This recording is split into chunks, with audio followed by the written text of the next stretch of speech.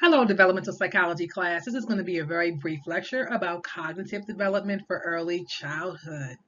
Let's get started. Here, this is actually about brain development. So we learned a little bit about this in our last lecture, but once again, this just shows some of the different regions of the brain, the corpus callosum, the cerebellum, reticular formation, and hippocampus. So two of the particular areas of interest that we'll talk about here is the hippocampus. That is the part of the brain that helps with memory. And the reticular formation controls attention. So when you guys are looking at your TV shows, for an example, to analyze, are these shows effective? Do these shows help children to learn? If you have TV shows that help children with short-term memory and long-term memory, this is going to enhance that part of the brain, the hippocampus. If you have TV shows that helps to control attention, in other words, there's enough going on that will make that child sit down and pay attention, then that's going to help this part of the brain called the reticular formation.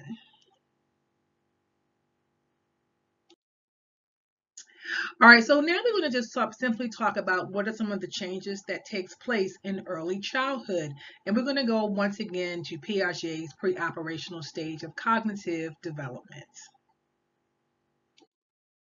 So first in this stage, the pre-operational stage, we're going to talk about some of the cognitive errors that children make. So remember, as they are developing, there's still ways that children are cognitively immature. They're young, so they're still developing those cognitive skills. So children will make certain errors in cognition. And when I say cognition, once again, the way that they think, the way they process information. So there are several cognitive mistakes that are likely to be made during this stage of life. One is the conservation task. So that's the inability for children to understand conservation, to understand quantities, to understand amounts, egocentrism, animism, and classification. So the first error is simply the idea of conservation. Children don't always quite understand quantity. Centration means that they only focus on one aspect, and reversibility means that they really may not understand that an action can be reversed mentally. So for an example, if you have 2 cups of water, you have a big cup and a small cup, right? And if you take the small cup of water and pour it into the big cup, they may not understand that now that you poured the water in a big cup, that same amount of water can be poured back into the small cup. Conservation error. As simple as that. They still don't quite understand quantity. They still can't reverse actions mentally in their head. So here's something else. These are some other examples of conservation errors. So what you see here simply is there are 2 identical rows of, of red dots. If you manipulate the row and you ask the child, are they still the same? The child is going to say no. Because now one row looks longer, the top row looks longer than the bottom row. Once again, they don't understand quantity, numbers, or dimensions. Same thing here. You have 2 balls of clay. You change the shape of the clay. You ask them, are they still the same? Or does one have more? And it's going to say no, they no longer, no, the longer one has more. So because you've stretched out the clay, they perceive that that has more clay because it's been stretched out. So they don't quite understand conservation. Okay. All right. The next thing is egocentrism. Children are very egocentric, right? They tend to only focus on one aspect,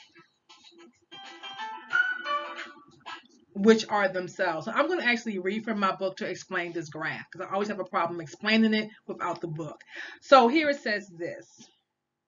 In this figure, a child is shown a clay mountain of 3 different mountains of varying size.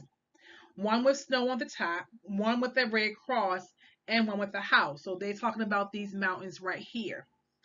Then the child walks around the table to see what the mountain looks like from each side. So these are some things that researchers are doing with children. So they have the child to walk around the table and this mountain is like on a table. So they have the child to walk around the mountain to see what it looks like from each side. Then sits down with the experimenter. So the child then sits down with the experimenter, and then the experimenter has a doll.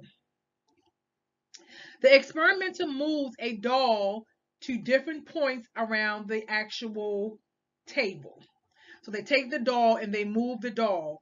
And then they ask the child, what view is the doll looking at? The child is often going to tell the experimenter or the researcher what view they see versus what is the view that the doll sees. Very egocentric. Another example was this. A child is reading a book to his father. All right. Here's the child. The father is right next to the child. The child has the book up to their face very closely, like this. And they think that because they can see the book, that the father can see the book. Very egocentric. So this is once again another aspect of how children are cognitively immature. And of course, as they continue to get older, they break out of that egocentrism.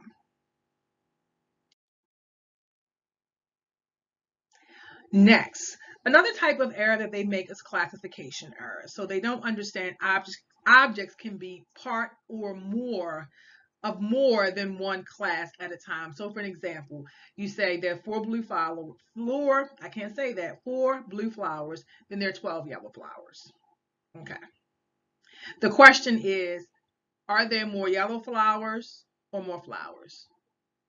The child's going to say more yellow flowers because they see 12 as a bigger number. All right. They don't understand the whole yet. So once again, these are all errors that children make. All right. Cognitive errors. The next one is attributes, thoughts, and feelings to inanimate objects. So animism is simply this. Children, they give life to inanimate objects. So they'll take a pen or a pencil and they will pretend like this pencil is a car. Vroom, vroom, vroom. Bottom line, they're very they tend to think that something real or something that's fake has real feelings. Another really concrete example of this is dolls, right? So if you give a little girl a doll to play with, she's going to think that that baby or that doll has real feelings, has real emotions. So if I've had students who have told me that they've gone on, they can remember when they were younger, they went on vacation. They made a mistake and left the doll in the hotel, and the parent had to drive back to the hotel because they were distraught at the fact that they left their baby doll in the hotel, because all that child knows is, oh my goodness, I left my baby doll in the hotel and she's probably scared. That's animism.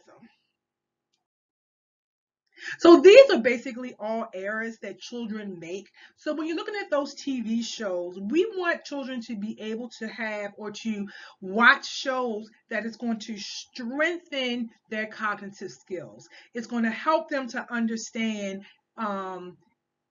amounts. It's going to help them to understand, and I'm going to go back, categories of things. So when you're looking at shows like Barney or Sesame Street, those are good learning shows that help to strengthen the cognitive skills of children. All right. Where you may have some other shows that don't do as much learning and teaching. So when you're looking at those shows, those are the questions that you want to ask yourself. Are these shows that they're watching helping, that's not a word at all, helping to strengthen their cognitive skills so that they learn how to not make these cognitive errors, okay? Which are very normal. So when they make these cognitive errors, it is just them being children. So there's no deficit there. They're just young. But what we want to do is we want to develop that skill. So we want to help them to correct those errors. So once again, are they watching TV shows that are really teaching them? Okay? The next one is Piaget's theory. We talked a little bit about this. So remember, there are several stages to Piaget's theory. The first stage is pre-operational, and that's when they understand the world through images, words, and drawings. There's several substages to this under pre-operational. The first substage is they use symbols to understand the world. So children will draw.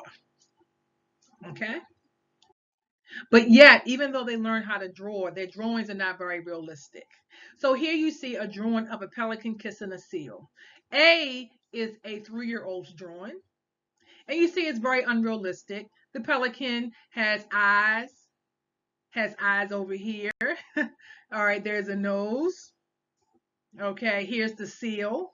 Here's the pelican. Very unrealistic. So they're beginning to learn how to once again draw, but it's not going to be as realistic as this 11-year-old who you asked to draw a Christmas tree. So once again, this is a part of Piaget's stages in which children are learning to represent the world through images.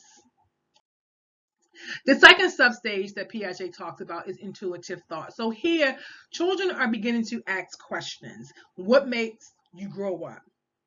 Where do babies come from? Okay, so they're very, very intuitive. So once again, if they are watching TV shows that helps to develop that intuitiveness, that helps them to ask those questions, that's a good thing, because intuitiveness means they're trying to put information together to understand the world. And the last substage, and we actually already went over this, is centration and the limits of pre-operational thought. So that's once again the idea that they don't know how to reverse actions, that they look at what they see, and they only focus on what they see when it comes to length or volume. Okay? So we've already gone over that, but that falls under Piaget's theory. Another theory, and this may not be, I think this is in your, I'm not sure this is in your book, is theory of mind. So here, there's evidence that children begin to understand emotion. So theory of mind is simply the idea that they have the ability to understand thinking and processes in oneself and others. So in other words, children can begin to distinguish emotions. They begin to understand desires. So they even begin to understand that although they may like ice cream, mommy may not like ice cream, or mommy may not like the flavor that I like. So they begin to somewhat understand those desires, that someone else's desires can be different from theirs. But that takes time for them to understand that. Okay?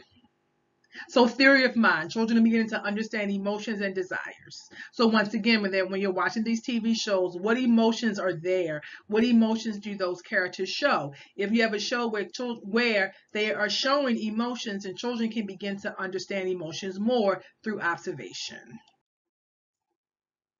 Under theory of mind, there's also the idea of false beliefs. So this is a cognitive error that children also tend to make, that you can easily fool a child. You can easily fool a child, and that's what we call false beliefs. So in other words, it says, what do you think is in the crayon box? The child says crayons. And then what is actually in the crayon box is actually candy. So they show them, really it's not crayons, but it's candy. So the research asks the same child, what do you think Joe will say is in the crayon box? The child is going to say candy.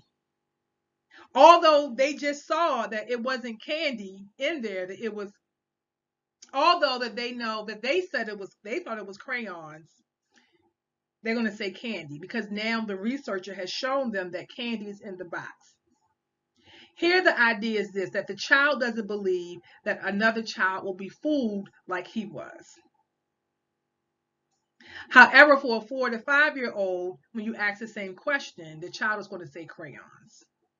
Because the child now believes that just like I was fooled and I thought that it was actually crayons in the box, it was really candy.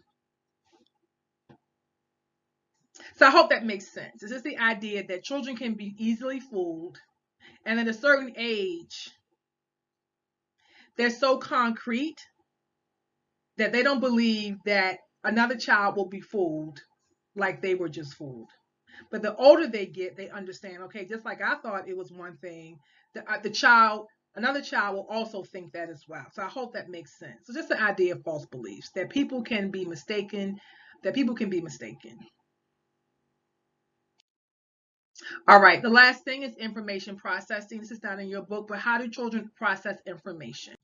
The bottom line is salient and it's relevant. So children are able to process information when it's salient. So they like things that are flashy, that get their attention. So once again, are they watching TV shows where there's enough information that will get their attention? Now, if it's too much information and it's too fast paced, that could be a problem as well. But once again, children like things that are flashy. That's why we go to Disney World. It's lights and it's sound because it's going to capture their attention, and that's how they process information from things that capture their attention. So do these shows capture their attention? So the last concept is simply the idea of memory. We know that memory with children will continue to increase. So you have short-term memory and you also have long-term memory. So for children, short-term memory is simply the idea that you can remember something. If you meet someone and I say my name is Nicole and you can remember that, that's short-term memory. So with age, speed and efficiency does improve and it becomes more accurate with age. Young children can remember a great amount of information when given the right cues and prompts. So when you're looking at your shows, what type of things do they do to help improve a child's memory? Are they doing songs like A, B, C, D, E, F, G, H, I, J, K, L, M, N, O, P, hey, Q, R, S? Those are different types of techniques that help with memory, because we know that when you put something with music, that helps you to remember it. So when you're looking at your shows, analyze what is happening in these shows that will improve a child's memory. Right? So that is it. So what I've basically given you is just some basic concepts of cognition and just basically letting you know what are some of the errors that children will make simply due to their age. And when you're looking at these TV shows, what are some of the things that are happening in these TV shows that can strengthen their cognition? That's it. Bye.